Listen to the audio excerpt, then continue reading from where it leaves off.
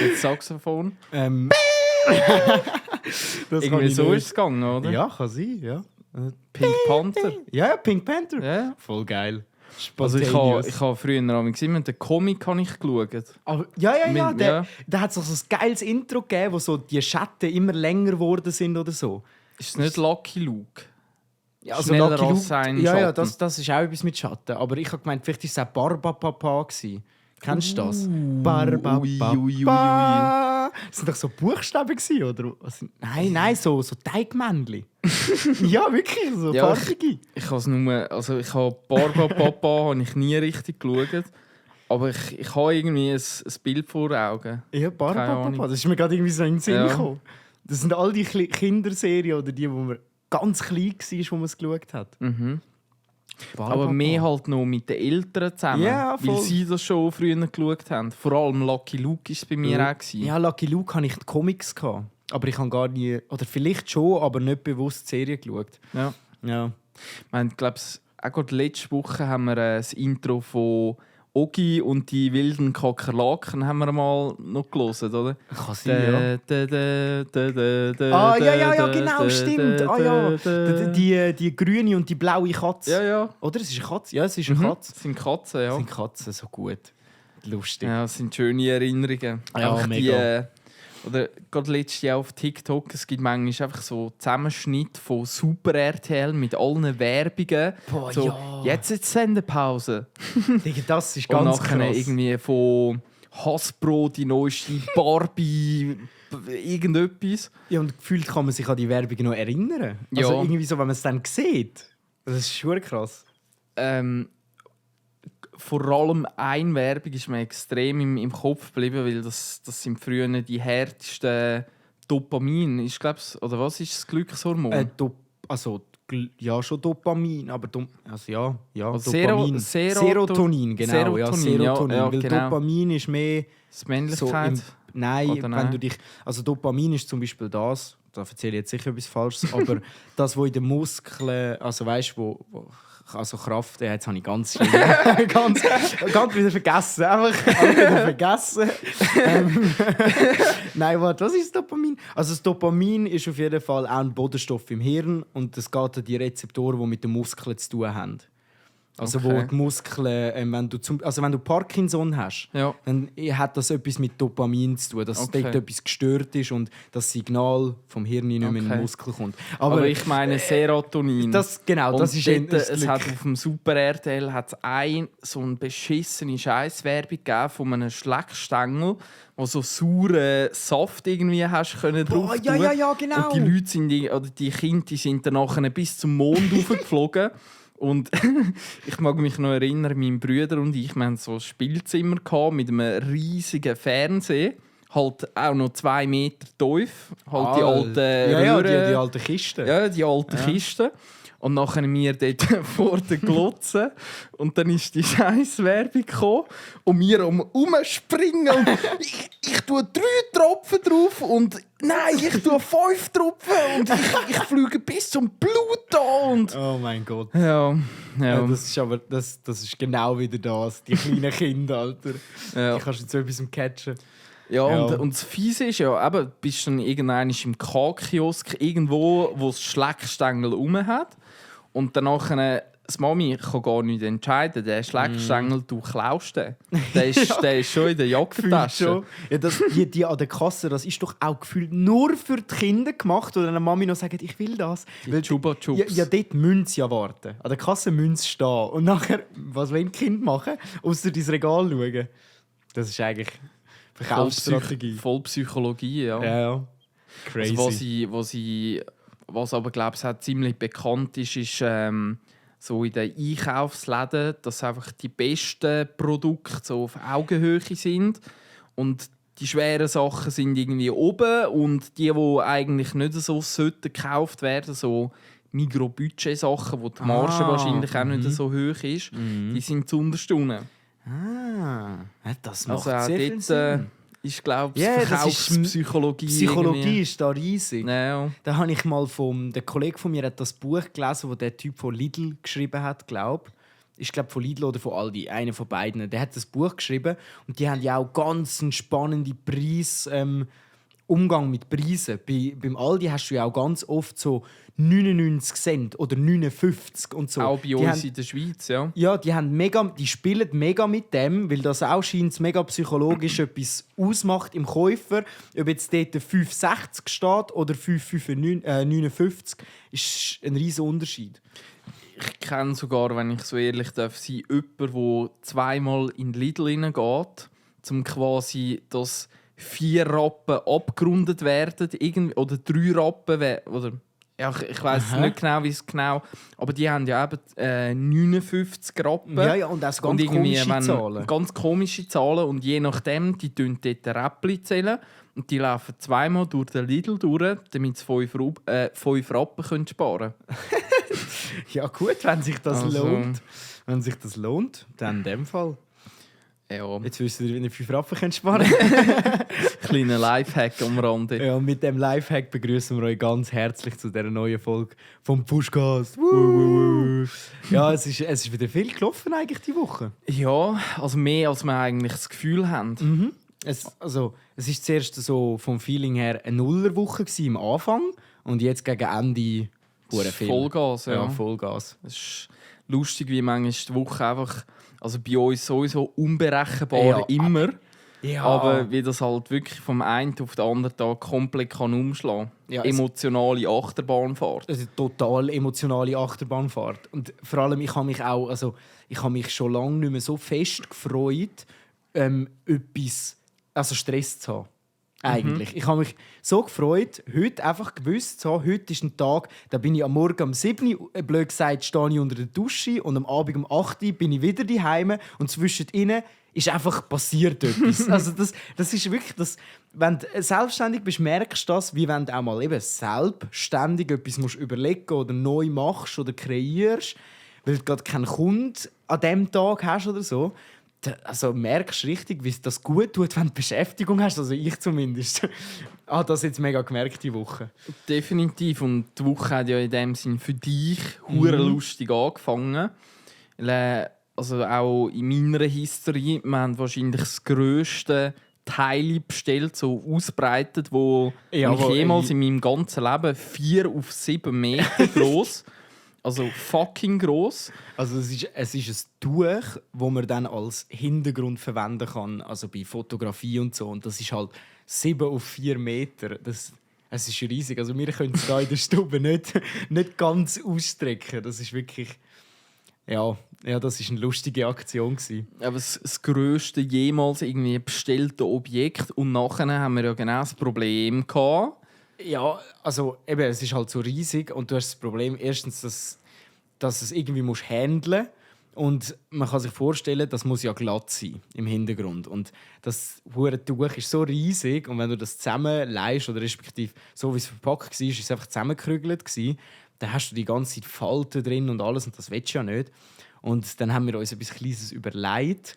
Und zwar habe ich dann in Eigeninitiative 3 Meter je auf der Seite von dem Tuch Klettverschluss angenäht mit der Nähmaschine, um nachher mit anderem Klettverschluss das Tuch auf die Seiten rausspannen an das Stativ, das dran gemacht ist, damit es einfach ein bisschen gespannt ist. Und Überraschung, auch das bringt nicht sehr viel. Es bringt etwas, aber es bringt nicht sehr viel.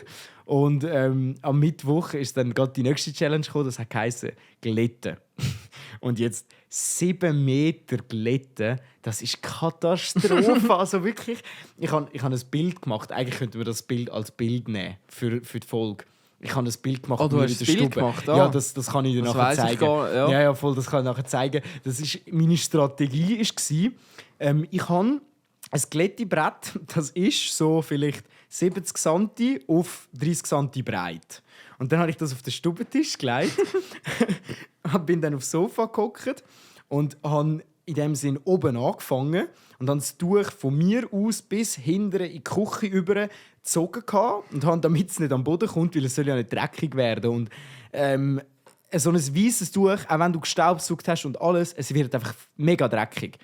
Und dann habe ich den Wäscheständer ausgebreitet, habe den nach dem Tisch angestellt und dann habe ich das Ende, ganz am Ende in der Küche, habe ich einen Wäschekorb reingetan, dann über den Ständer drüber gespannt und dann über den Ständer runter zu mir zum Glätten. Und für die ersten 2 Meter hat das gut funktioniert. Aber nachher hast du so viel Material bei dir, ich habe nicht mehr gewusst, was habe ich schon glättet, was habe ich nicht glättet. Das ist eine Katastrophe. Ja, und die Moral von der Geschichte musst du noch erzählen. Ja, die Moral von der Geschichte, wenn man etwas glättet, bringt es nichts. Nein, keine Ahnung. Also, es hat wirklich einfach nichts gebracht, gross. Und heute habe ich sogar noch jemanden getroffen, der sich mit dem Stoff auskennt und hat gesagt hat, ja, der Stoff, der glättest auch nicht. Also den bringst du auch nicht glatt. Ja. Photoshop regelt es, sagen wir es so. Aber ja, das war in dem Sinne mein Wochenstart. Eigentlich gerade schön zusammengefasst. Ja. Schön. Ja, es war mal wieder lustig. Ein bisschen Hauswirtschaft, oder was ist das? Handarbeit. Mit ein bisschen Handarbeit. Ja, ich weiß, also Ja, in der Hanski habe ich nie glättet, glaubst du? Nein, aber genäht, weißt du? Aber bützt, so. ja. Ja, und glätten, das wäre in dem Sinne nachher gekommen. Aber das hat man nicht lernen. Das haben wir nicht mal in der Pflege, lernst du das auch nicht. Also glätten. Weil ich glaube, glätten ist so etwas, das solltest du einfach können. Ja, aber es ist eben schon, gar nicht so einfach. Also auch so Hemperglätten oder so, das ist gar nicht so leicht. Also Props an alle Mamis, die das einfach so gut können. Aber ich muss wirklich sagen, also es ist ja keine Hexerei in der Theorie. Aber in der Praxis, dass es nachher schön aussieht, musst du schon wissen, wie. Also vor allem jedes Hemd ist wieder anders. Das ist, ja, also mein Lifehack ist, ich habe jetzt da, wo ich wohne, haben wir einen relativ grossen oder Trocknungsraum, muss ich sagen. Und ich tue die nasse Wäsche direkt am Bügel aufhängen. Und mein Kleiderschrank, der ist überall, der hat Stangen drin. Da kann ich eigentlich, muss ich nie irgendetwas zusammenlegen. Also auch dort hure effizient. Ja. Ja, sehr. Und ich kann es einfach von der Wäschküche unten raufholen, direkt in den Kasten rein, und danach ist der Haushalt wieder für 2 Wochen gemacht. Ja, also bei mir ist es nicht ganz so einfach.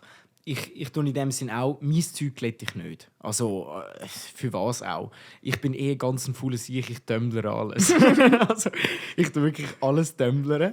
Ich tue auch fatal, aber für mich ist Wäschfarbentrennung überbewertet. Das habe ich noch nie gemacht, braucht man auch nicht. Noch nie etwas verfärbt. Du musst einfach alles, was nicht irgendwie Unterwäsche ist und Söcke, tue ich 40 Grad waschen. Und dann verfärbt sich auch nichts. So meiner Meinung nach. Hat sich bis jetzt noch nie, also von dem her Glück gehabt vielleicht. Und dann mache ich es immer so, weil ich alles tümmlere. Das, was ich nachher glätte, tue ich nicht so fest tümmlern. Das tue ich einfach so, ja, wie ist das? Es ist noch wie warmfeucht. Es ist nicht voll trocken, aber auch nicht mehr richtig nass. Es ist so ein bisschen feucht, Hast du, glaub, so ein warm. spezielles Programm beim Tümblern, ne? Ja, einfach, also man kann halt auswählen, wie trocken möchte man es haben. Und entweder machst du das ganze Sünneli und dann ist es mega trocken. Oder du machst nur das halbe Sünneli. Oder ich mache dann eben nur so, dass das Sünneli ganz bisschen rausschaut. Und dann mache ich das und dann tue ich es dann ganz besser zum Glätten nachher. So. Und dann hänge ich das auch auf, was ich geglättet habe. Weil, ja, das kannst du nicht. Aber der Rest, alles, wenn es im Tumbler war, zusammenlegen, Pullis hänge ich auf. Ja, ganz entspannt. Voll. Also eigentlich nie so grosser Aufwand. Aber ich wasche auch jede Woche. Ich wasche jede Woche mindestens 2 bis 3 Maschinen. Also nicht nur für mich, sondern auch für meinen Mitbewohner. Und durch das, dass wir 2 Leute sind, geht eben das 2 Wochen nicht mehr auf. Weil wenn du dann 2 Wochen wartest, haben schon beide noch Kleider. Aber du hast nachher so viel Wäsche, dass du es nicht mehr an einem Tag einfach schaffst. Und das ist dann kacke. Weil dann musst du plötzlich 2 Tage waschen oder irgendwie in die Nacht rein, wo dann die Leute auch nicht so Freude haben. Und darum einfach einmal in der Woche waschen. Aber dann hält sich der Aufwand auch in Grenzen. So, ja. Aber das darf jeder für sich selber entscheiden. Ja, so. da habe ich eine andere Taktik, einfach bis ich die letzte Unterhose irgendwie aus dem Schrank rausgenommen habe. Ist bei mir auch so, wenn ich nur für mich waschen würde. So. Ja. Aber da hat jeder, glaube ich, ein bisschen seine eigene Überlebensstrategie. Ja, und ich sage jetzt mal gerade also bei den Pullis und Sachen und so, ich finde jetzt Pullis kann man nicht gut 2 Tage anlegen. Oder also gerade auch Hosen, Jeans, wenn ich nur ins Büro komme, dann kann ich die auch 3-mal anlegen. Das ist halt auch noch mal so ein bisschen das. Weißt, früher aus der Schulzeit, nachher jedes Mal, jeden Tag neue Kleider. Also frische Unterwäsche ist wichtig, aber sonst... Also ja, auch Socken, aber Hosen, Pulli, T-Shirts, wenn nicht gerade mega schwitzt ist oder es heiß ist, dann muss man das auch nicht immer gerade waschen, finde ich. So. Ich glaube, da muss dann jeder seine goldige Mitte finden und ja. Die Überhygiene oder Psychohygiene, sagt man Psycho, dem. ja, genau, ja. Psychohygiene. Sind wir auch wieder bei der Psychologie, ja? Ja. Also, das ist ein Thema, das wir in der Pflege gelernt haben. Dass halt unsere Art, wie wir hygienisch sind, schon in dem Sinn zu hygienisch sind. Weil wir sind immer noch Tiere. Wir sind immer noch Menschen, die mit Keim und allem klarkommen, theoretisch. Aber der André Sapis und genau. Nils, wer haben wir bei mir? Nils Sapies. Nils Sapies, ja, irgendwie kann so sein. haben wir es, glaube ich, das letzte Mal genannt. Ja, es ist wirklich so. Wir sind halt Menschen und das tut dem, also es ist auch nicht gut, wenn du zum Beispiel eben jeden Tag Haar wäschst. Klar, es ist verlockend mit langen Haaren, weil sie sind fettig, aber rein für den Körper ist es nicht gut. Das nennen wir dann eben Psychohygiene. Es ist zu sauber, weil unser Körper braucht gar nicht immer ein klinisches Umfeld.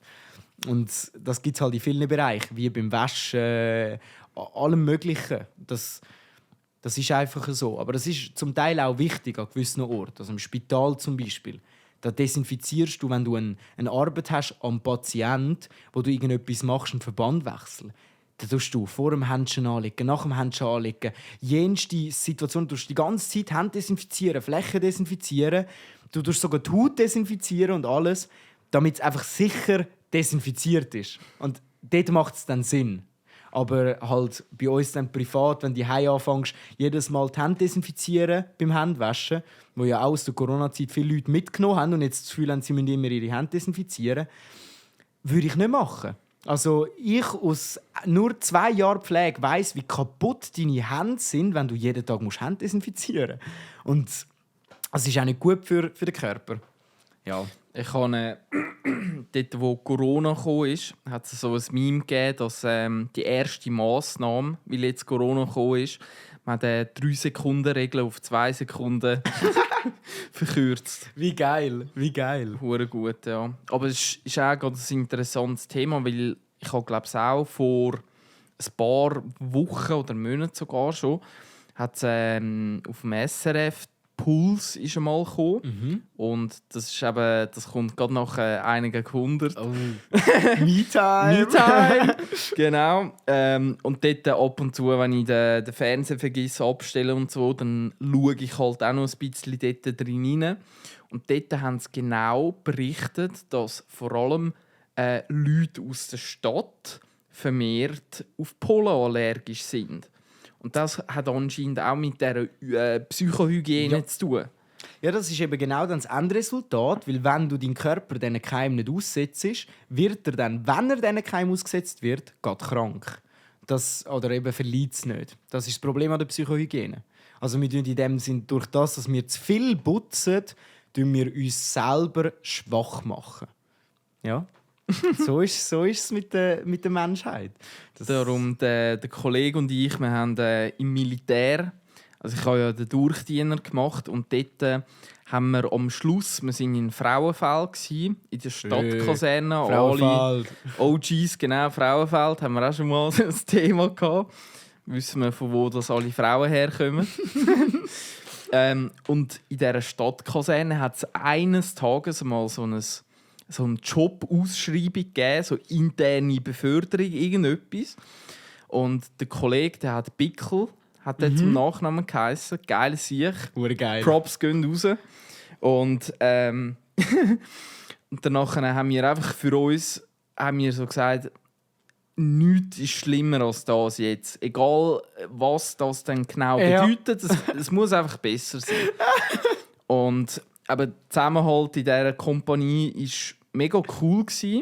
Und darum hat sich dann auch niemand auf das Jobinterview beworben. Ja. Und sie haben dann die Anforderungen immer weiter runtergeschraubt.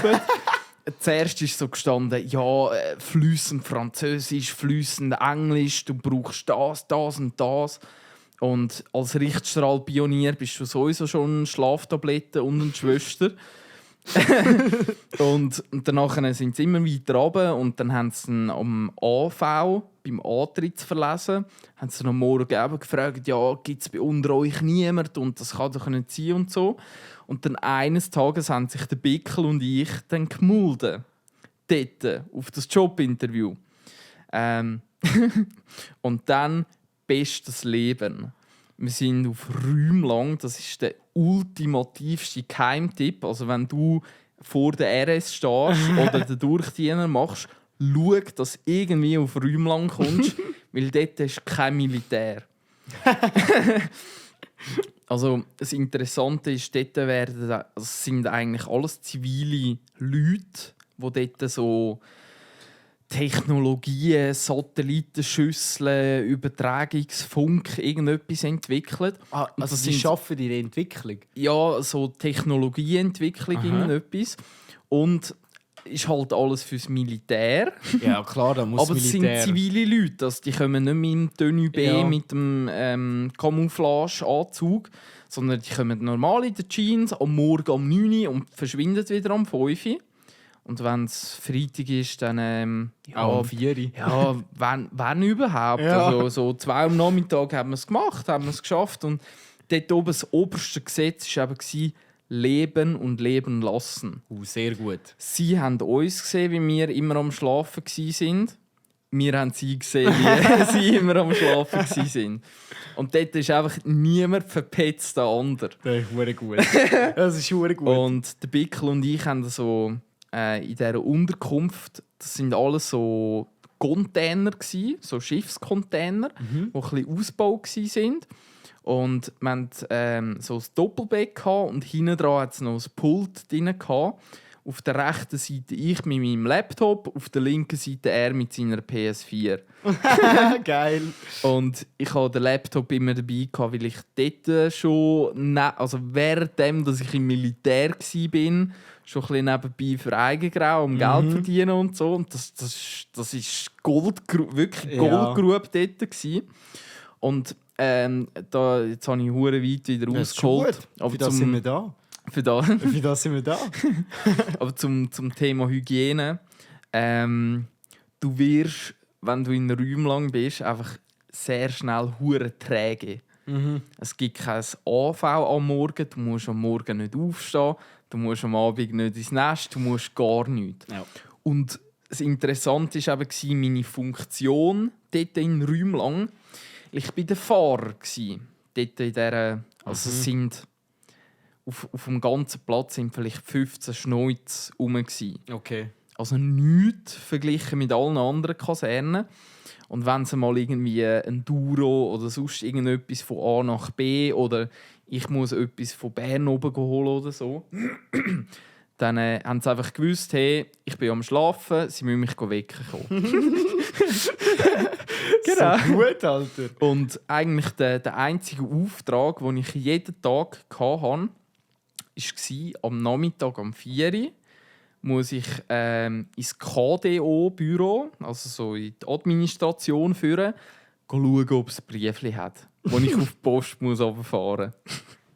Das war meine Tagesaufgabe. Ey, Scheiße. Und für das habe ich 80% von dem verdient, was ich vorne verdient habe. Das ist darfst du niemandem erzählen, darum sage ich es jetzt so ins Mikrofon. Ja, das ist unsere Schweiz, das ist einfach so.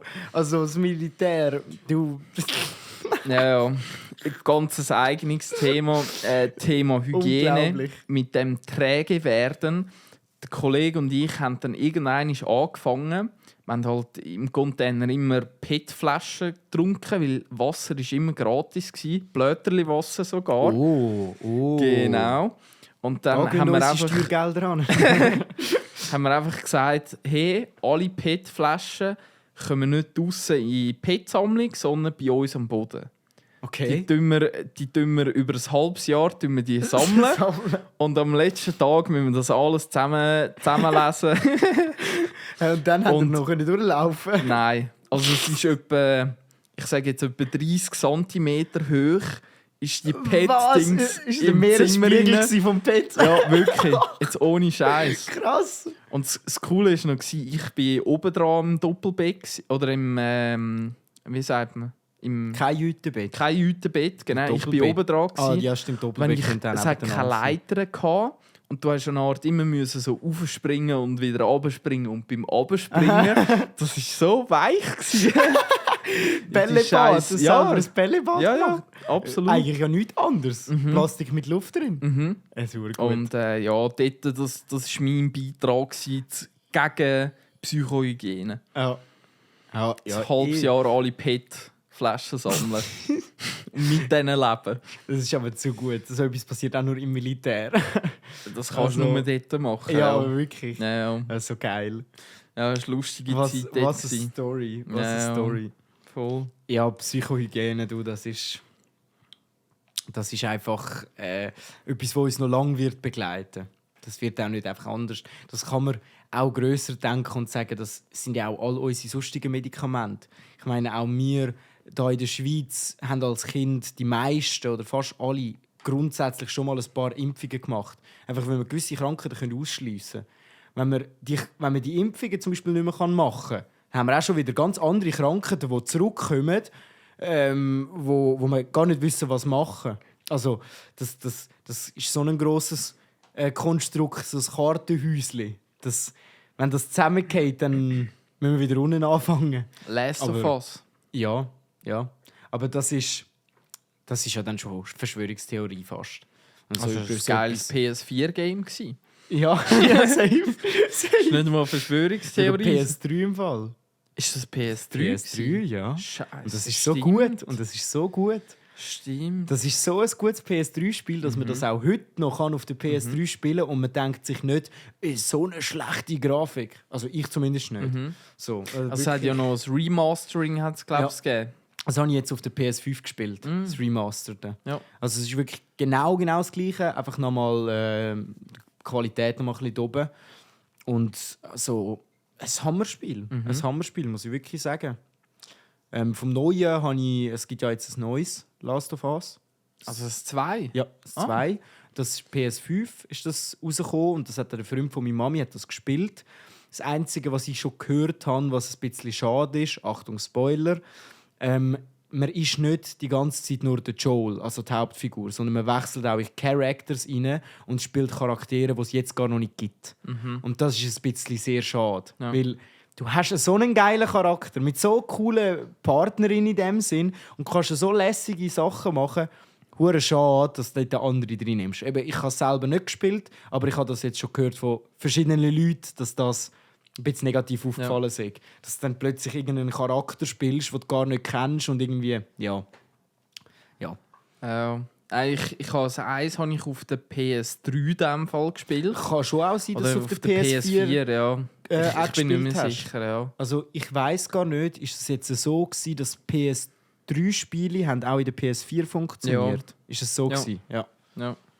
Aber ich meinte ja, PS2-Spiele haben in der 3 funktioniert.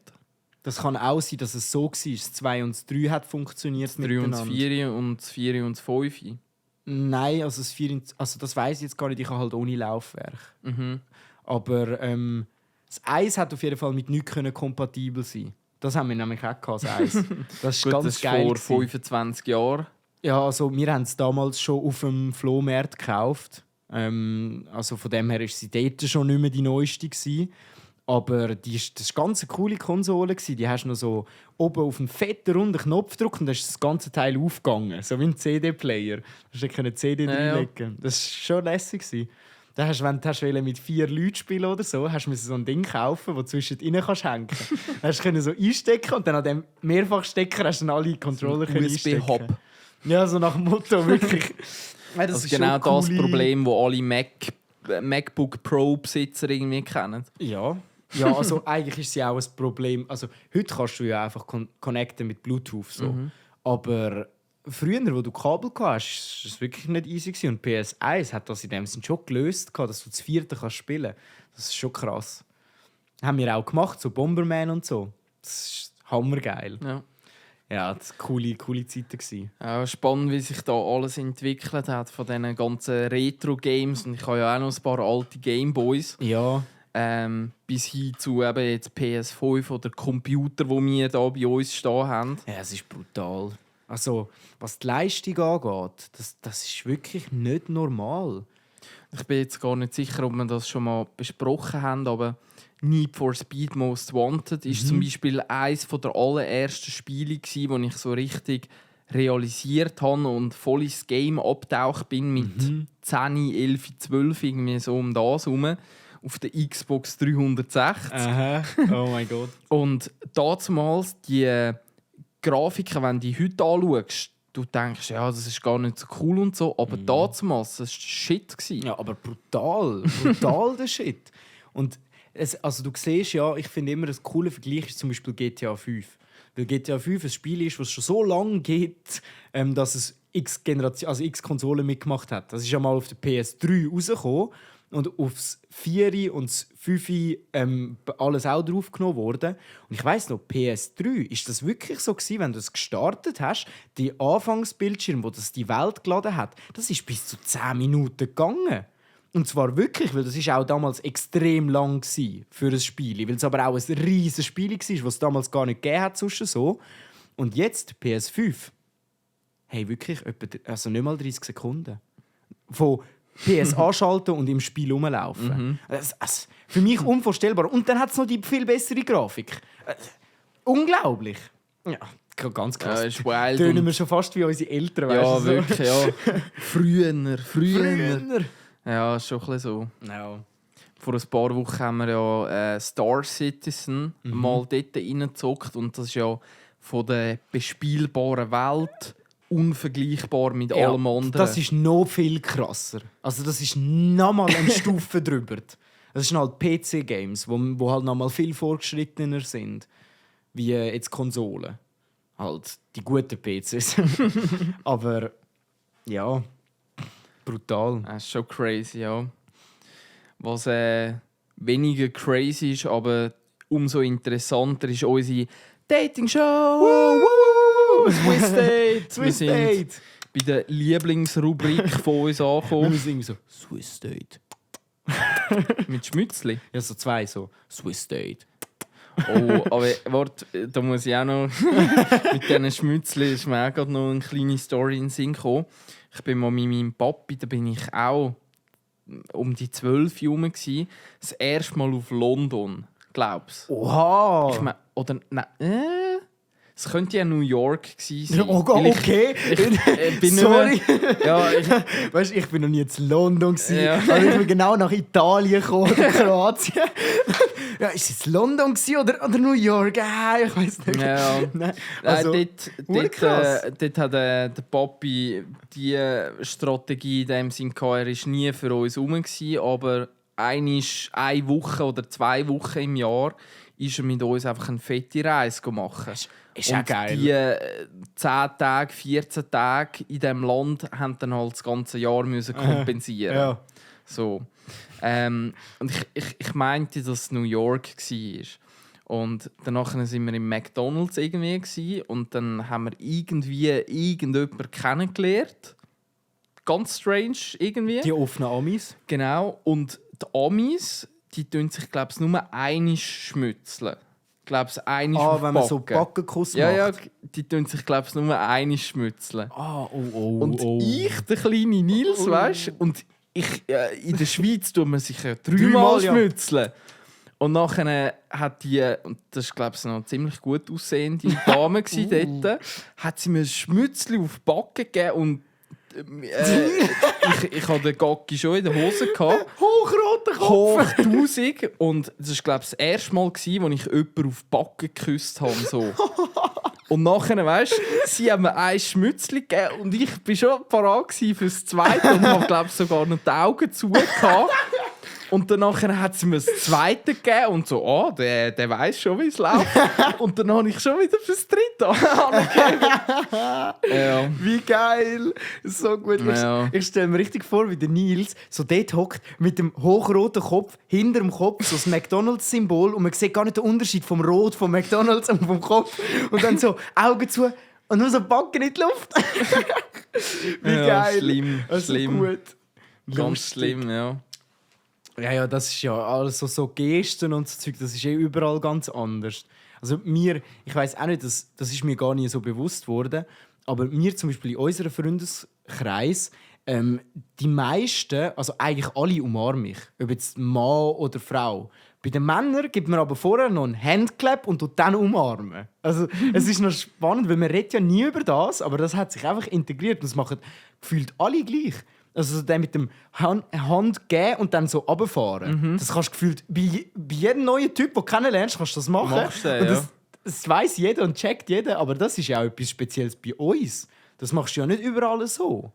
Also, Wann ist der da quasi bei... Also du tust quasi... Wie sagt man so, dem? ja, zusammen und dann runterfahren, ich weiss es auch nicht. Gibt es für das echt einen Namen? Wahrscheinlich schon. Irgendwie Crip-Sign. Hand-Signs, Hand-Sign. Grip-Signs. Also du tust wie so nicht normal Hand geben, sondern halt Ja. den Bro-Handschlag.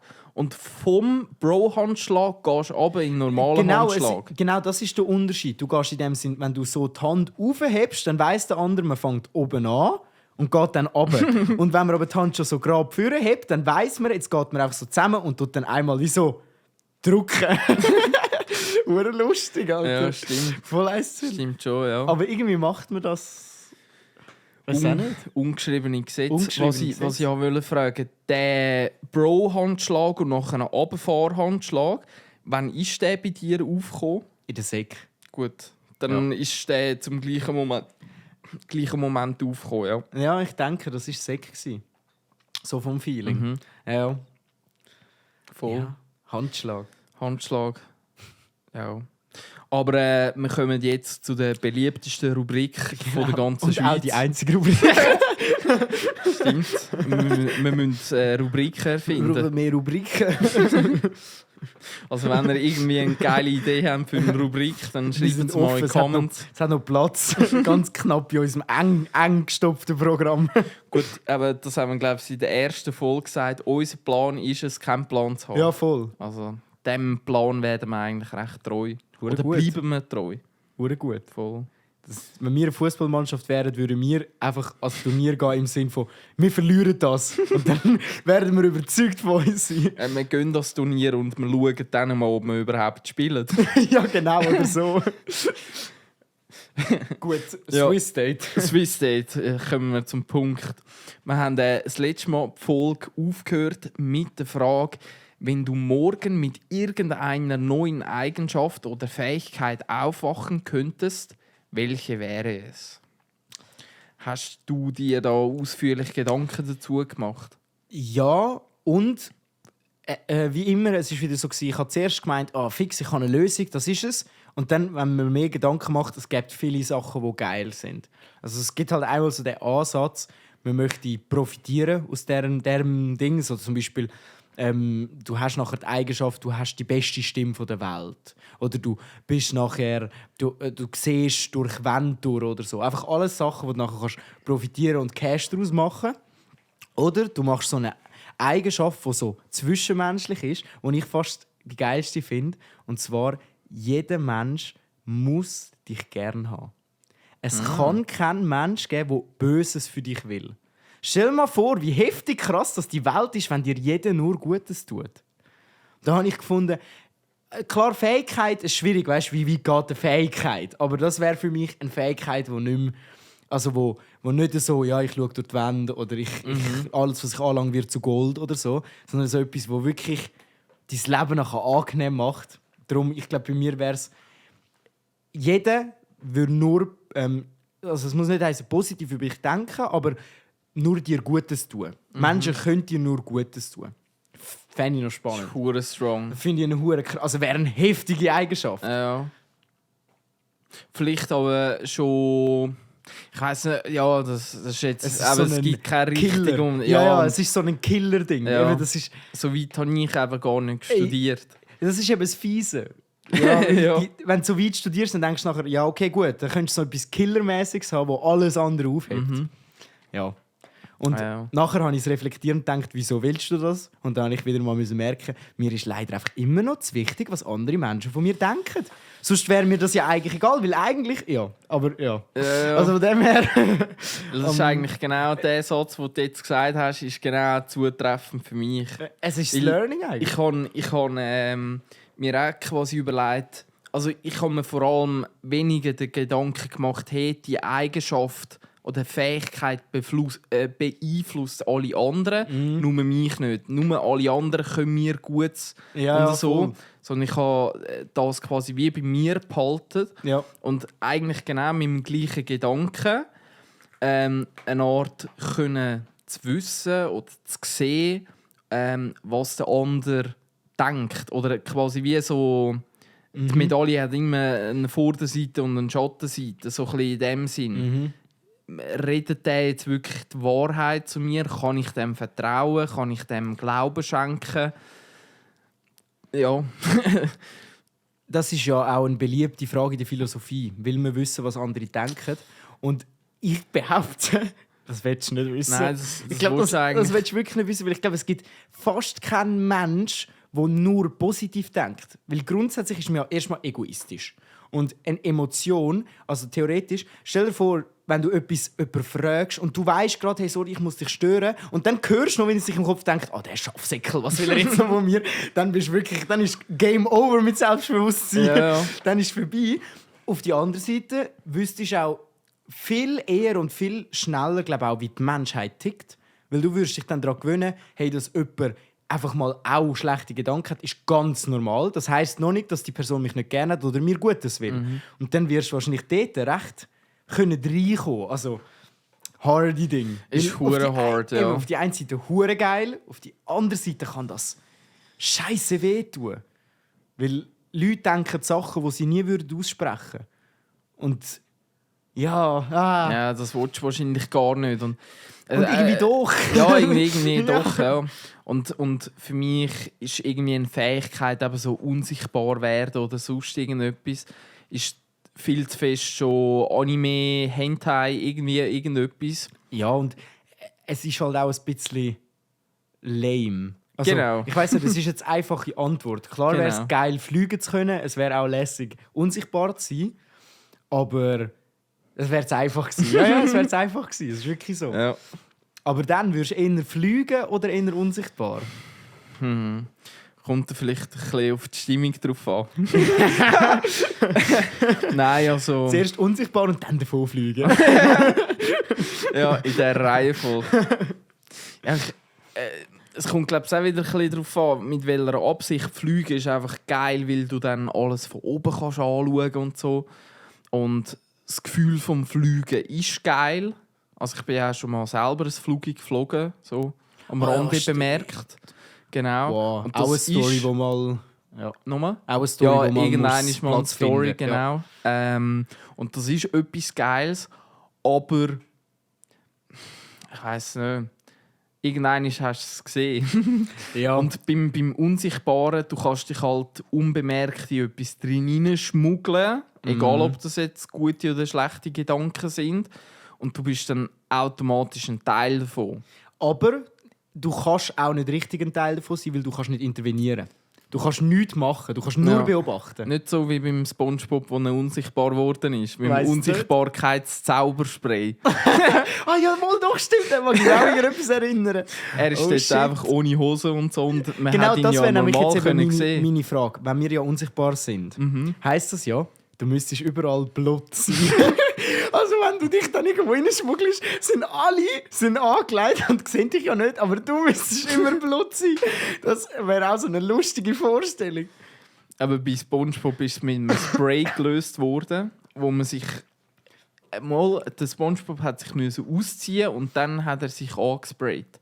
So ist das, glaube ich, gegangen. Ja, also das ist so der Umkehrgedanke. Wenn du ja unsichtbar bist, dann musst du ja eigentlich nackt sein. Weil sonst... Ja. Ja. Und dann Haar. werden die auch unsichtbar oder nicht? Weil Kleider ist ja eigentlich nichts anderes wie auch Stoff. Also es ist ja Fremdbehaarung. ja, weil mir einfach unser Feld sich zurückgebildet hat. Eben, sind wir wieder bei der Psychohygiene. Wir sind uns gewöhnt, Kleidung zu tragen. Darum hat der Körper die Behaarung immer mehr runtergefahren. Weil die Haare sind effektiv eine Wärme, also kontrollieren die Wärme. Man kennt das ja, wenn man Hühnerhaut hat, weil man kalt hat. Dann stellen die Haare sich also aufstellen. Das heisst schon mal, alle Haarmuskeln spannen sich an, generieren Wärme. Plus zwischen den Haaren ist wie die Luft, die halt stehend ist. Und stehende Luft isoliert. Also, wir haben unsere Haare runtergezüchtet, blöd gesagt. Ja. Müssen wir sie wieder aufzüchten. Ja, alle nackt rumlaufen. Ja. Aber je nachdem, wenn Frauen jetzt oben ohne Body können, ich weiß nicht, ob das ein erster Schritt ist. Ja, da habe ich letztens ein ganz spannendes Ding gehört mit dem Aktbaden, also FKK. Also, Akt ist das falsche Wort, aber FKK. Und das ist, wo das aufgekommen ist, in den 60er Jahren und so, ist das ja noch verpönt gewesen. Das sind ja Zeiten gewesen, dort hat man nur Gevögelt zum Kinder bekommen und sicher nicht zum Spass. Ich meine, was bist du für ein Mensch? Das ist Gottes Sünde. So. Und dort sind die Menschen auch schon Menschen gewesen, wie sie es heute auch sind. Und der hat so einen mega reichen Dude, hat alles Mögliche gehabt. Der hat auch ein eigenes Flugzeug gehabt. Und weil er den Kick hat, ist irgendwann besoffen mit dem Flugzeug rumgeflogen. Und irgendwann hat er in dem Flugzeug reingebumst, weil er den Kick gebraucht hat. Also so weit hat er alles gehabt, was er können haben, oder? Dass er so weit müssen gehen, zum neuen Kick zu haben.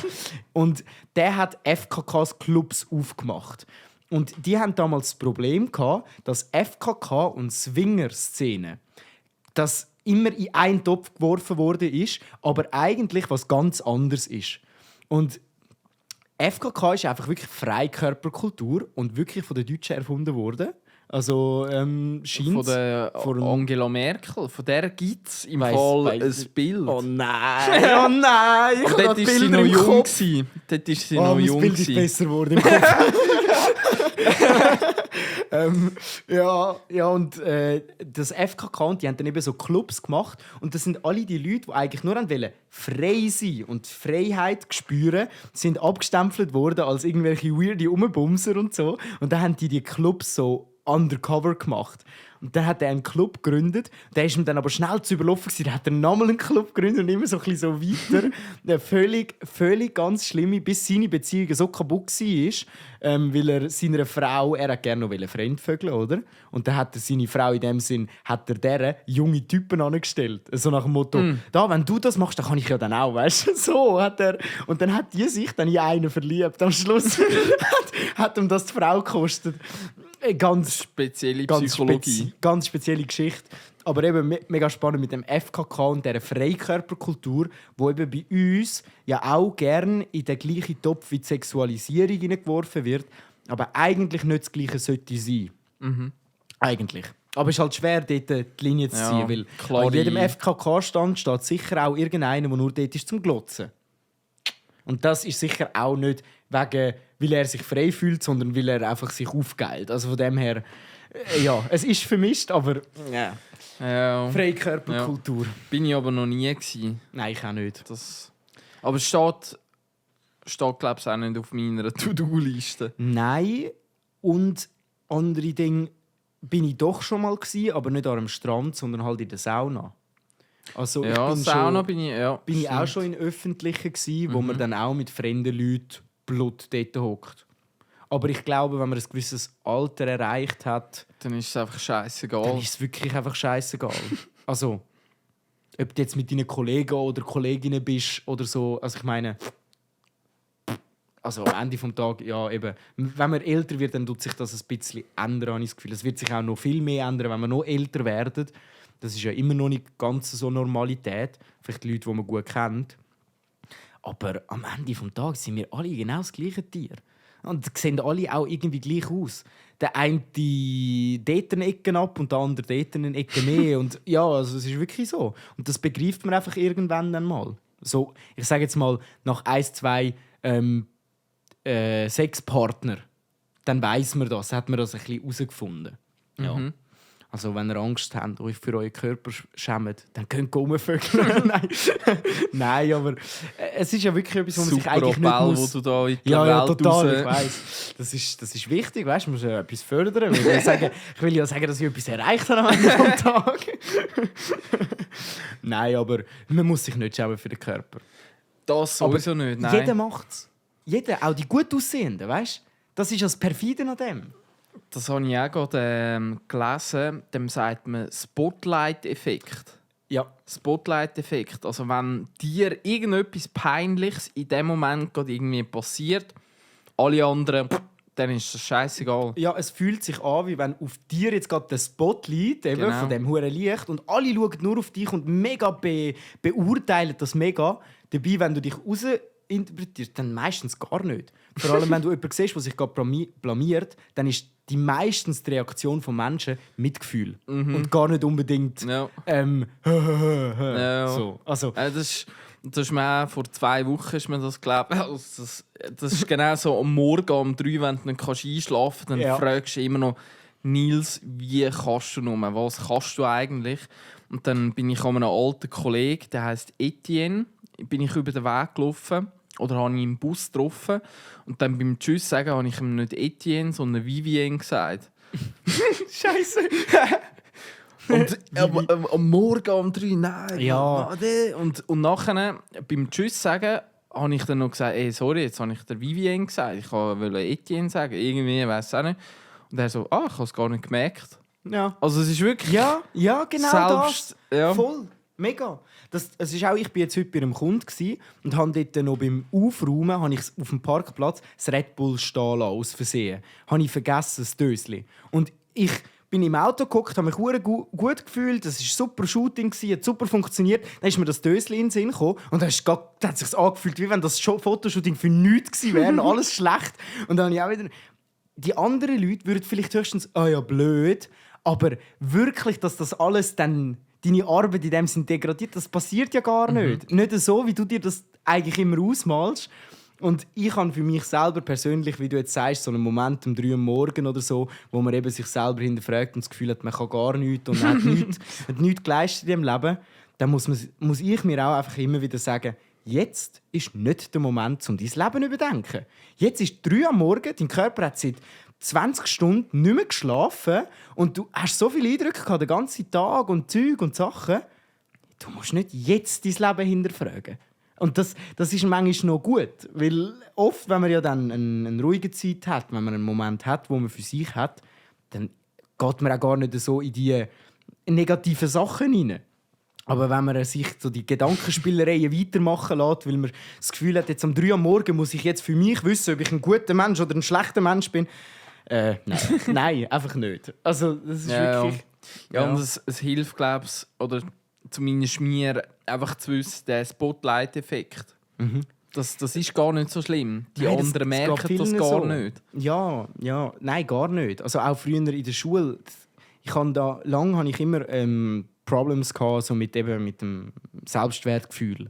Und habe dann auch einfach irgendwann gesagt, gut, ich ziehe mich jetzt so an, wie ich will und wie ich es cool finde. Und habe dann irgendwann mal meine Nägel angemalt. Ich hatte schwarze Nägel für ein Jahr lang. Wirklich einfach auch für mich zum Lernen, hey, yo, auch wenn du etwas hast, was so nicht passt und du das Gefühl hast, hey, Scheiße, da wird mich jeder für verurteilen, du merkst nichts im Leben. Wenn du an das angehst, klar gibt es mal jemanden, der einen Spruch macht, aber es gibt genauso auch Leute, die dir dann ein Kompliment machen. Also, es hebt sich dann wieder ein bisschen auf und dann habe ich einfach gelernt, hey, die anderen Menschen, denen ist es scheißegal, wie du rumlaufst. Wenn du theoretisch, ich wette mit dir, ich könnte eine Woche lang mit dem gleichen T-Shirt und der gleichen Hose ins Büro kommen und dich am Ende der Woche fragen und du wüsstest es nicht. Für was auch? Das ist keine wichtige Information, die musst du dir ja nicht abspeichern. Aber man hat selber das Gefühl, oh, jetzt kann ich den Pulli noch zum 3. Mal anziehen, weil ich ja gestern schon angehabt. Ja, sicher. Sicher kannst du es. Wenn er nicht stinkt, also weißt, wenn du dich wohlfühlst, dann jo. Scheißegal. Voll, weil die anderen, es interessiert sie gar nicht.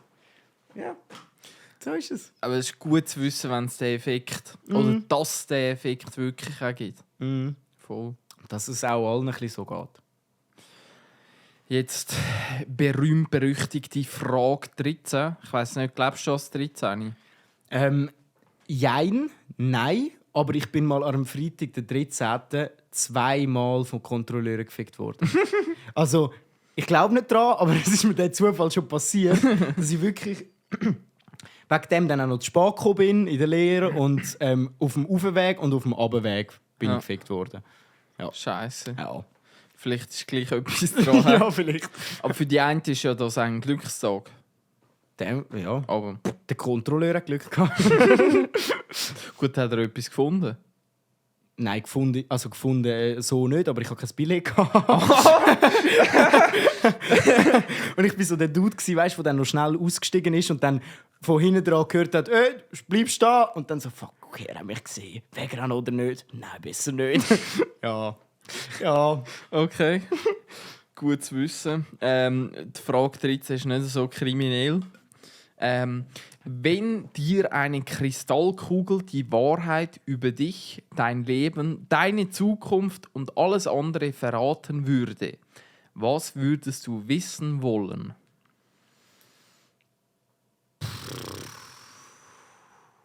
Also jede Information, die man überkommt, kann entweder mega geil sein oder mega scheiße. Kommt dann eben auf die Information drauf an. So, wenn ich mit 88 stirb, dann würde ich es gerne wissen. Wenn ich mit 30 stirb, will ich das nicht wissen. Gut, du musst ja nicht einmal wegen dem Tod fragen, kannst alles fragen. Nein, aber jetzt als Beispiel. Aha. So, also als Beispiel. Ich denke, ich würde Kleinigkeiten wissen. Weißt du, so Sachen, die dich jetzt in dem Moment beschäftigen, irgendwie so, hey, keine Ahnung. Nein, ich würde glaube nichts wissen. Ich will nichts wissen, nein. Nein, ich will gar nichts wissen. Das ist das einzige Spannende am Leben, dass ich es nicht weiss. Und wenn ich das weiss, dann kann ich es anschauen und abschätzen, ob sich das lohnt. Und dann kann ich es auch sein lassen. Also so blöd ist es dann. Darum, ich will eigentlich nichts wissen. Ich will nicht mal wissen, was morgen für Wetter ist. Eigentlich. Also so, ja. Ja. Es gibt also eben One Piece, der Anime. Und es gibt dort eine Theorie. Also dort, das sind ja über 1000 Folgen, die es dort schon gibt. Das ist Ein seit riesiger... 1995 ist das einmal in der Woche kommt eine Folge raus. Also es ist Kommen die immer noch neu? Ja. Boah. Ja. Bei der Folge 834 habe ich, glaube ich, gestoppt. Und jetzt hätte ich 200 Folgen zum Nachschauen. Das ist bei anderen Also. Serien ist das gerade 3 Staffeln. Also gerade alles, was es gibt. Genau, ja. Und dort ist es halt einfach ein Fünftel, das ich jetzt nicht nachgeschaut habe. Und dort gibt es auch die Idee, dass das One Piece, der Schatz, wo der Gold Roger versteckt hat, dass eigentlich der Weg ist das Ziel. So ein bisschen mit dieser Überlegung. Also der Schatz, auch wenn du den findest, es könnte eine leere Schatzkiste sein und drinnen könnte stehen, hey, verarscht. Aber halt alle Erlebnisse, die du auf dieser Reise gesammelt hast, das macht das One Piece eigentlich zum One Piece. Das macht den Schatz eigentlich zu dem Schatz. Das ist sehr tiefgründig, aber das hat mega etwas. Ja, der Weg ist das Ziel. Und aber wenn du eine Art, wie schon weißt, was das Ziel ist, gibt es vielleicht keinen Weg mehr. So in dieser umgekehrten, paradoxen Logik irgendwie. Und darum... Das ist ja etwas mit der Zukunft vorausgesehen oder halt auch in die Zukunft reisen oder so. Das Paradoxe ist ja dann an dem, wenn du es wüsstest, könntest du es ja nachher verändern. Aber da es ja schon geschrieben ist, müsste, egal was du machst, es nicht veränderbar sein. Und das ist ja nicht menschenmöglich. Darum dort knallt dann irgendwann Es gibt die irgendwo... Dinge aufeinander. Es gibt... Ich weiss jetzt nicht mehr, wie der Film geheissen hat, aber es hat auch mal so einen Film gegeben von Hollywood. 41. Ist keine Ahnung. Also der Sinn des Lebens am Schluss ist einfach 41. Nein, ist nicht das. Ist glaube ich, ein anderer Film gewesen, aber ein Wissenschaftler, der das erste Mal in der Geschichte der Menschheit eigentlich eine Zeitmaschine möchte ausprobieren und die Kameras alles rundum ready. Und er hat nur nicht auf den Knopf gedrückt und schon erscheint die Zeitmaschine quasi nebendran.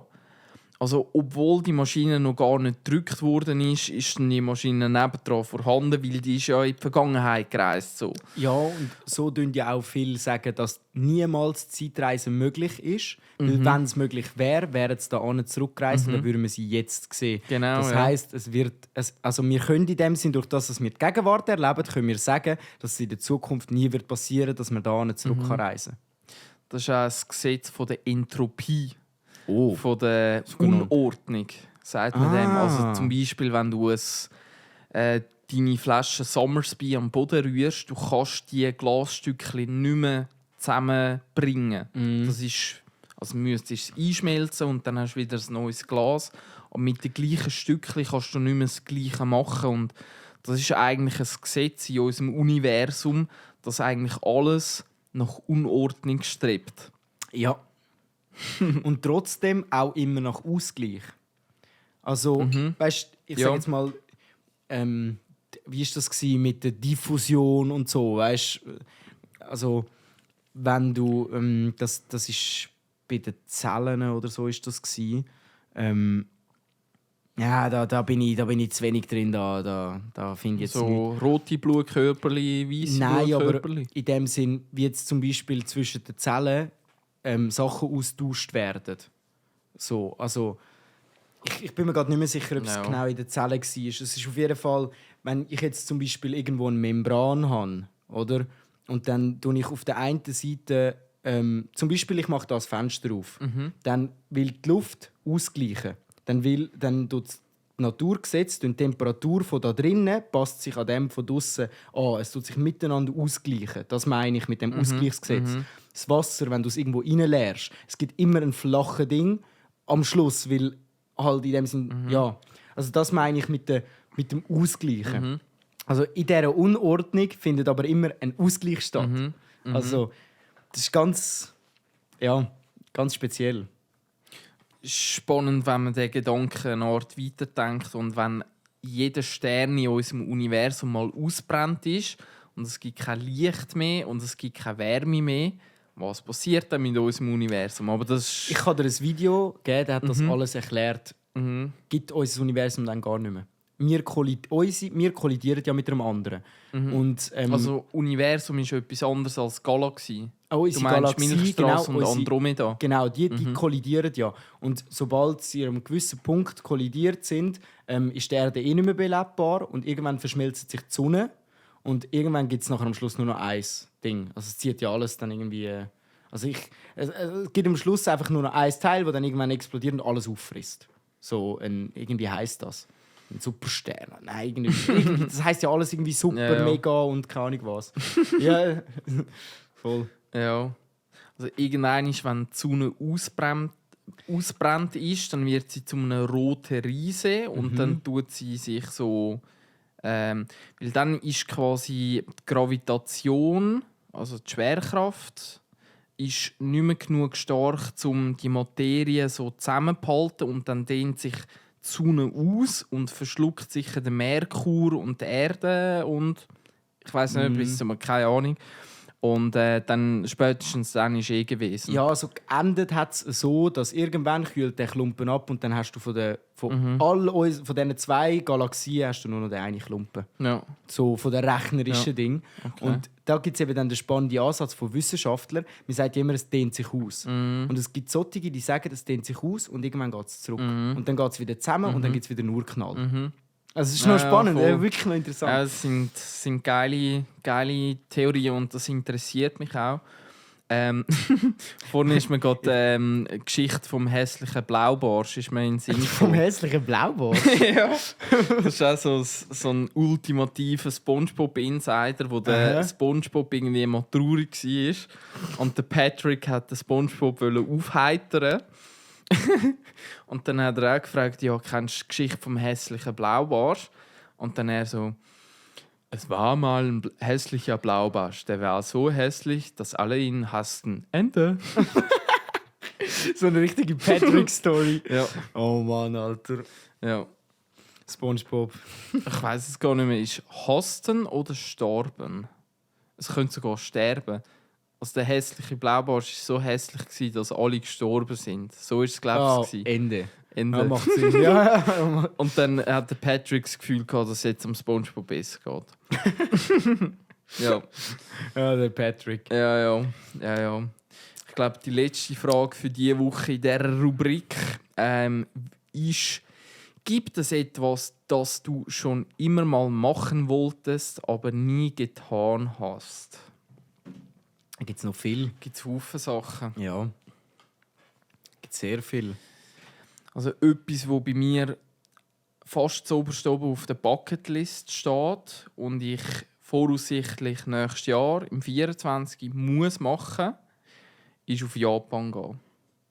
Ja, fühle ich mega. Also, bei mir ist auch etwas vom Zobersten die Welt gesehen. Ob das jetzt Japan ist oder ob es dann... Nein, schon Japan. Ja, das Ding ist so anders. Also mich würde jetzt auch China würde mich auch reizen.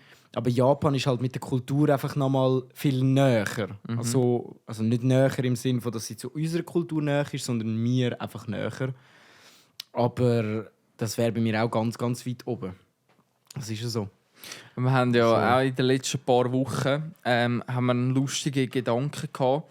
Wenn jetzt alles nicht funktionieren und irgendwie wir so vor dem Nichts stehen. Und dann haben wir uns gesagt, dass wir irgendwie auf China auswandern. Und die suchen anscheinend einfach so europäisch aussehende Menschen, die dann so für einen Tag buchen können.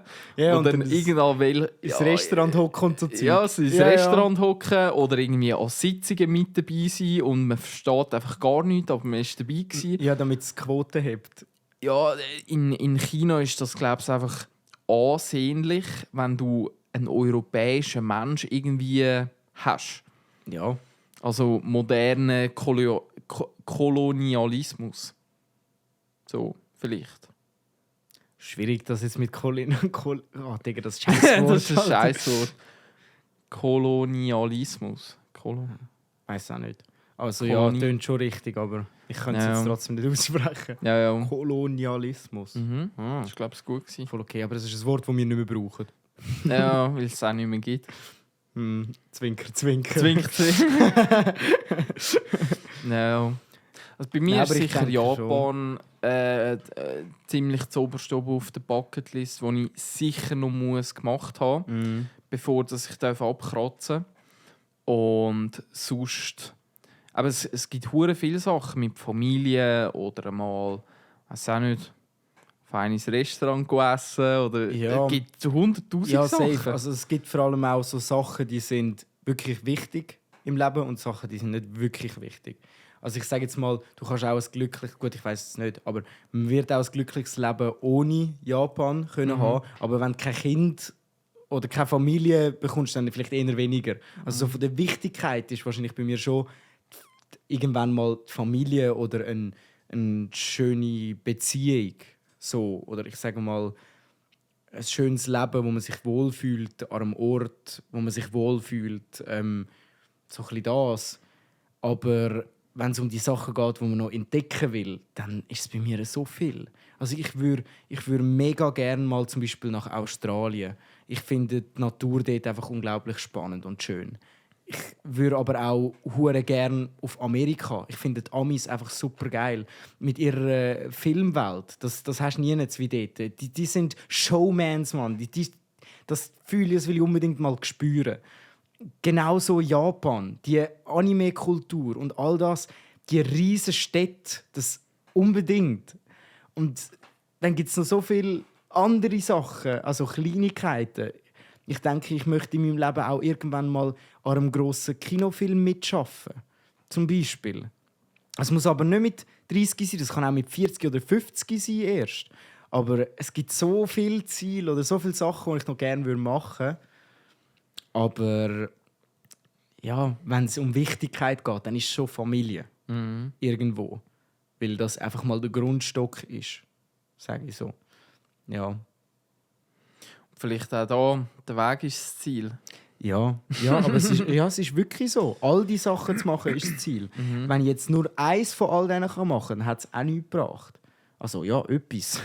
Aber es ist ja schon die Masse an diesen Bucketlist-Sachen in dem Sinn. Ja. Und dann gibt es natürlich ganz viele Sachen, die ich auch schon gemacht habe, die ich wieder machen will. Ich möchte wieder an ein Festival im Ausland zum Beispiel, für ein paar Tage. So Sachen. Also gibt es schon ganz, ganz viel. Jamaika will ich auch mal gesehen haben, zum Beispiel. Es gibt so viel. Und aus welchem Grund? ja, also einfach die Kultur. Ja, die Kultur ist Graskultur, das ist so. Ja. Nein, aber ich sage jetzt mal, auch, es ist vielleicht eben auch der Vibe. Also, ich denke auch, wenn ich dann dort war, dann hat es nicht mein Leben verändert.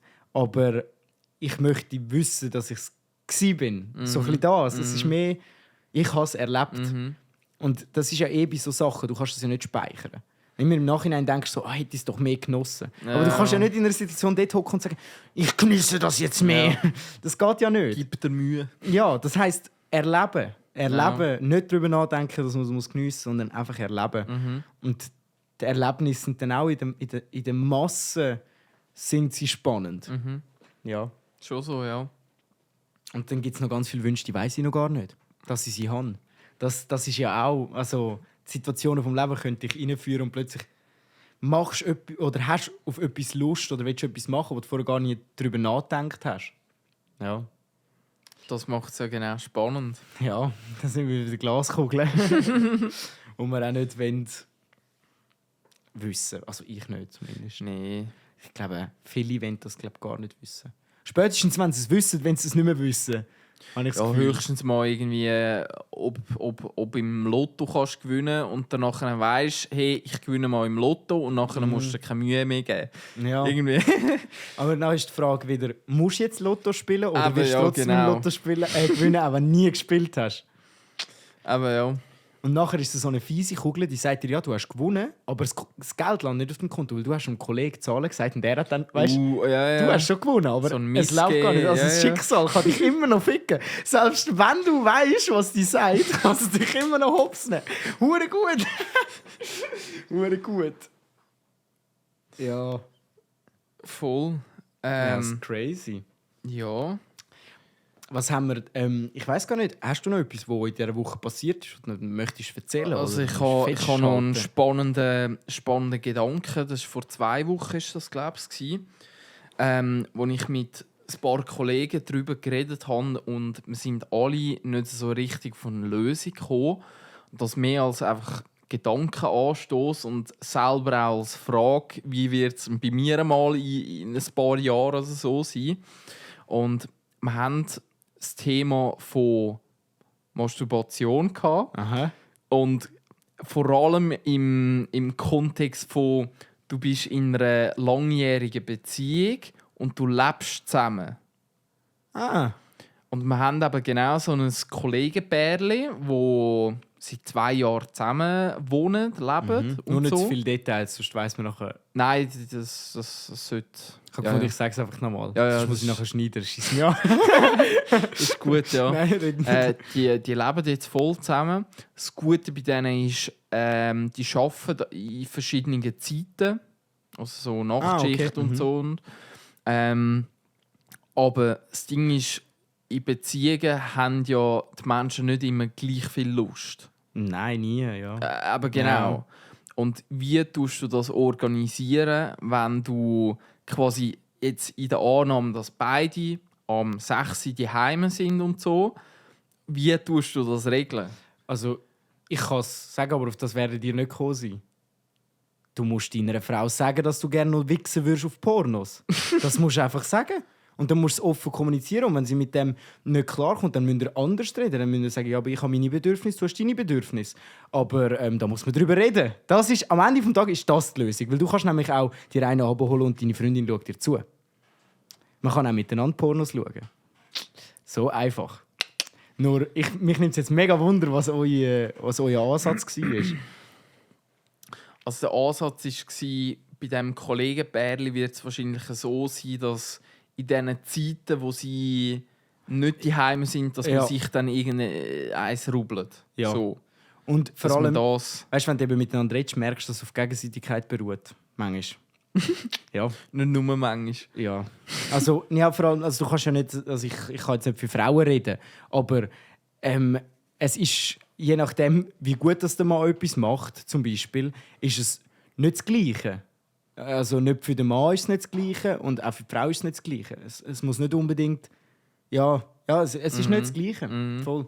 Nicht das Gleiche, wie wenn du miteinander schlafst. Es ist eine andere Art. Ja. Mit dir selber, in dem Sinn. Ja. Ja, aber wie regelst du das?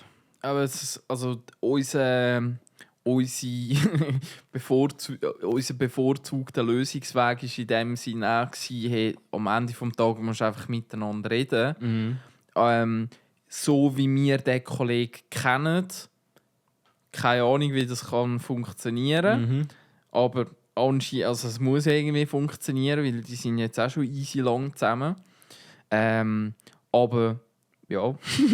Diesem Abend habe ich das noch eine spannende Frage gefunden, weil ich selber habe mir jetzt die Frage noch nie selber gestellt, aber ich hatte das Problem schon gehabt. Ja. Und ich wäre selber froh gewesen, wenn ich jetzt mich selber in Zukunft hätte können fragen. Jetzt sind wir wieder mit dem Zeitreisen und so. Ja. Ja, wie regelst du das? Ja. Wie regelst du das? Also ich glaube, was halt auch noch ein bisschen drin spielt, es gibt halt auch viele Männer mit einem sehr ungesunden Pornokonsum. Und da muss man, glaube ich, dann auch differenzieren nochmal. Weil, wenn du jetzt dann sagst, ja, weißt, ich muss jeden Tag und so und das, dann verstehe ich dann auch die Frau, wenn sie sagt, ja, aber sorry, das ist auch nicht mehr normal. Ja, also von dem her, es ist schon nicht so eine einfache Frage. Aber du musst am Ende miteinander darüber reden und das ist ja etwas, wo jeder irgendwo in sich hat oder fast jeder. Darum ist es auch nichts, wo man sich schämen muss für. Ich glaube, das Schwierige ist einfach, dass man das richtig der Person erzählt, weil oftmals ist es doch nachher einfach so, dass sie das Gefühl hat, oh, ich lange nicht, oder auch umgekehrt. Er hat das Gefühl, er langt nicht und über das muss man dann halt eben auch reden, dass man dann so ein Gefühl hat. Ja. Und sonst posten das Kamasutra zusammen posten und ausprobieren. Dann findet man vielleicht die Freude ganz anders wieder und dann muss man gar nicht wichsen.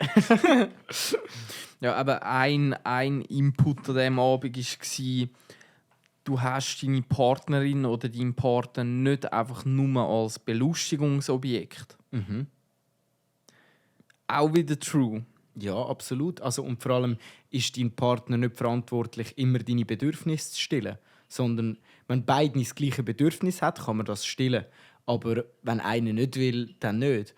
Aber dann finde ich halt schon auch, dann kann auch der andere sagen, ja, aber du, dann mach du, wenn du willst. Das ist so ein bisschen der Umgang. Nur wie sich das dann anfühlt, ist schwierig, oder? Ja. Frauen haben zum Teil gar kein Problem mit dem oder sagen, sie haben kein Problem und andere haben ein Problem mit dem und keine Ahnung. Ja. Ich weiss jetzt nicht, also wenn ich jetzt denke, gut, Frauen schauen oft Lesbenpornos, ist noch spannend. Ach schon? Habe ich oft gehört, ja. Ah, ja. Frauen schauen gerne Lesbenpornos und ich sage mal, die Frauen, die keine Lesbenpornos schauen, sondern normale Pornos, die sind gut. Nein, nicht, dass das jetzt nicht falsch ist. Aber ich sage jetzt mal, nein, der Ansatz ist einfach ein anderer. Aber Frauen schauen ja in dem Sinn anders Pornos, wie das Männer machen. Also es ist ein anderer Ansatz. Und darum ist es auch nicht das Gleiche dann. Also, ja, man kann gar nicht vielleicht unbedingt aufs Gleiche kommen, weil man gar nicht das Gleiche spannend findet oder geil findet. Ja. Darum ist es vielleicht ganz okay, wenn man da... Ja. Also ich denke, früher hat man doch einfach eine CD ausgelehnt in irgendeinem Ding und hat miteinander einen Lustfilm geschaut. Einfach. Also könnte ich mir jetzt vorstellen, ich weiß nicht. Aber wieso das Totschweigen immer und so ein bisschen das, ja, du bist die Einzige. Ist die Person ja auch, aber halt wegen dem kann man trotzdem auch jemand anders attraktiv finden oder sich an jemandem, der ja das extra sogar macht, daran aufgeilen. Ja. Ja, es ist schon etwas anderes, wenn man da eine Wix-Vorlage quasi vor sich hat oder halt dann die Freundin nebendran. Ja, also es ist ganz was anderes. Also, wenn ich jetzt nur schon schaue, nur optisch, nur oberflächlich, dann gefällt mir, blöd gesagt, oder würde ich behaupten, vielen Leuten nicht im echten Leben das Gleiche wie das, was dir im Porno gefällt. Das ist ja nicht, also ich weiss nicht, vielleicht ist da auch das Problem, wenn das sich vermischt, weißt, dass man im Leben den Anspruch hat oder das Ding hat, das vom Porno dort zu erleben, und das ist halt einfach Schauspiel. Das ist, ja. Ich glaube, dort ist dann die Schwierigkeit. Und wenn man das differenzieren kann, dann ist es eine andere Art von Belustigung oder auch Unterhaltung. Am Ende des Tages ist es Unterhaltung. Unterhaltung mit Happy End. Ja.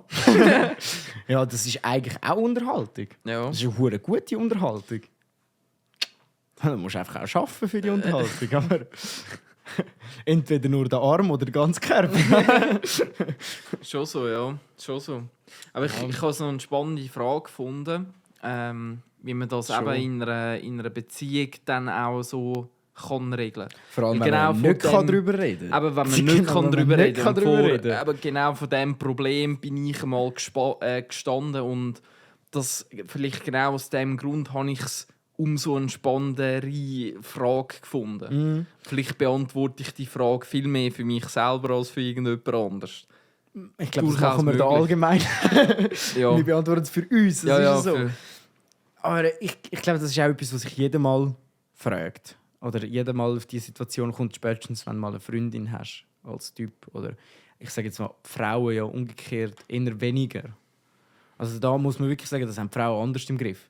Also jetzt im Schnitt. Wenn man das darf, einen Schnitt daraus ziehen, dann habe ich schon ganz viele Typen kennengelernt, die total pornosüchtig sind, aber noch eigentlich keine Frau. Also ja. Ja. Die Frau muss sich halt in dem Sinne, ja, da gehen wir dann ganz weit zurück, oder? Wieso das so ist oder wieso nicht, aber... Ja. Wir haben 2022, nein, 23. Ja, Ja, die, Alter. das ist, ja. Eins zu viel. Ja. Ja, das wäre eigentlich das gewesen, was ich noch auf meiner Bucketlist für heute auf dem Programm kam. Spannende Frage. Ich muss nur noch etwas Kleines sagen. Also, ist jetzt ein bisschen aus dem Kontext gegriffen, aber ich will das da sagen, damit ich es für mich selber gefixt habe. Auch wie die Polizei, wenn du mal, wie ist das gegangen? Ja, genau. Wegen Ja, dem genau. Richter, Wie so wenn ich mal festgenommen werde, ich Ja. rede nur mit Anwalt. Das Ja, habe ich ja. extra früher schon mal gesagt. Genau. Und dann jetzt noch etwas anderes. Und zwar, ich und meine Kollegengruppe haben uns vorgenommen, das Jahr viel öfter wandern zu gehen im Sommer. Also Unternehmung, wandern gehen. Haben wir jetzt am Sonntag das erste Mal gemacht. Und wir haben gesagt, wir gehen im Sommer an vielen anderen Orten wandern und dann als letztes wieder dort rauf und kommen dann hoffentlich viel höher rauf beim Berg. Das ist unser Ziel. Und dass ich jetzt auch wirklich das Ziel nicht vergesse und dass wir an dem Ziel arbeiten, gebe ich jetzt immer wieder ein Update, ob wir das machen oder nicht. Bis jetzt, wir haben es einmal gemacht, aber das ist das Anfangsdings. Wir bleiben auf dem Laufenden, ob das noch weiterhin so ist. Nächstes Wochenende sicher nicht, aber vielleicht übernächstes wieder. Ja, und das wollte ich noch schnell sagen, zum Wissen. Ich habe mir das vorgenommen, mal schauen, wie wir es umsetzen. Aber wäre auf jeden Fall cool. Irgendein ist der Mount Everest. Ja, genau. Das fände ich mega. Aber da musst Schon? du hure fit sein. Ja, Das würde mich hure anschiessen. es gibt ein ganz gutes Buch, Everest heisst das. Das ist ganz spannend mit den Sherpas und so. Und die Sherpas, das sind die, die das Zeug auftragen. Das ist ganz, ganz interessant. Wäre mega etwas, aber da musst du anders fit sein. Eben. Ja. Mount Everest. Mount Everest. Genau. Ja, eine Kollegin, die ich in Kanada kennengelernt habe, die ist auf irgendeinem Spacecamp ist die rauf. Das habe Also ich es noch gibt recht. nur ein Basecamp. Gibt es nur ein Spacecamp? Ja, Irgendwie Basecamp ist das Basiscamp. Base.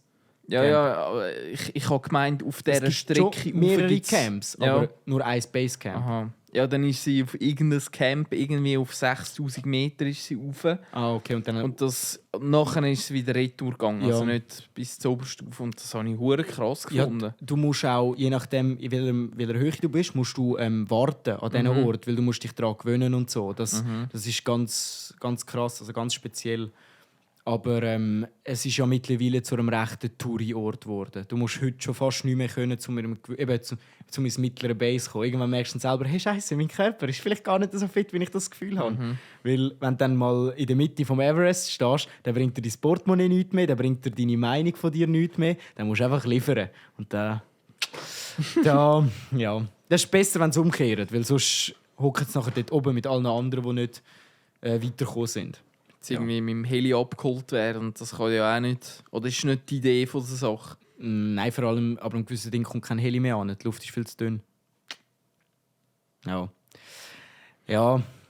Aber das ist das Ziel, Everest ist das Ziel in dem Fall. Ja, aber ich bin gespannt, ob wir das durchziehen. Interessant. Ist gut, ja, sind wir gespannt. Wandern total underrated. Wirklich. Eigentlich hure geil. Ja. Sowieso bei uns in der Schweiz. Und wir können ja wirklich vor der Haustür wandern. Ja. Also wir sind auch zum Kollegen sein Papi aufs Haus, dort parkiert und dann den Berg drauf. Also ja, wir können wirklich so einfach, und dann kannst du fett Essen mitnehmen, kannst so ein Bierchen mitnehmen und hast einen guten Grund zum Bier trinken, weil du hast ja gearbeitet. Also das ist eigentlich eine hure gute Sache, das Wandern. Und kannst laufen in der Geschwindigkeit, die du willst, und wenn du keine Lust mehr hast, kehrst du einfach um. Also das ist schon geil. Totally underrated. Ja, mal schauen, ob ich in 3 Wochen noch das Gleiche sage. Ja, wir schauen dir jetzt sehr genau auf die Finger. Alle Zuhörerinnen und Zuhörer plus den Nils. Und wenn es in 3 Wochen nicht mehr passiert ist, dann müssen wir dann ein ernstes Wörtchen mit dir reden. Ja, das ist gut. Ich gebe es dann weiter. Ja, aber mal gut. Ich würde sagen, wir machen noch, was wir nächste Woche besprechen, oder? Genau, also natürlich nächste Woche auch wieder Swiss Dating. Und nächste Woche mit der Frage 15. Was ist dein grösster Erfolg von deinem Leben? Mit dieser spannenden Frage schliessen wir die Runde für heute. Wir tun hier unser Brain ein bisschen einschalten, unser ganzes Leben rekapitulieren. Ja, ich habe nichts erreicht, so viel gibt es noch. Ja, aber das ist eine gute Frage. Spannende Frage, ja. Gute Frage. Ich muss wirklich sagen, die hure Dating-Frage, wenn ich die jemals schon mal verwendet hätte, das hätte ich wirklich etwas können werden. Hure langes Date. Wie lange sind wir jetzt schon reden über die Frage? Ich meine, da könntest du am Schluss 2-3 Tage nur über die Frage diskutieren. Hure gut. Also wirklich stabile Sache und am Ende verlieben wir uns wirklich noch. Ja, musst schauen. Ja, ich glaube, mit diesen wunderschönen Worten verabschieden wir uns. Hebt den schönen, aber nicht meinen. Peace. Alle haben Ziele, machen ihr Ding. Was ist mit mir? Morgen bin ich wieder dabei und morgen sind die Ausreden vorbei. Morgen, weil ich heute nicht kann. Morgen fange ich von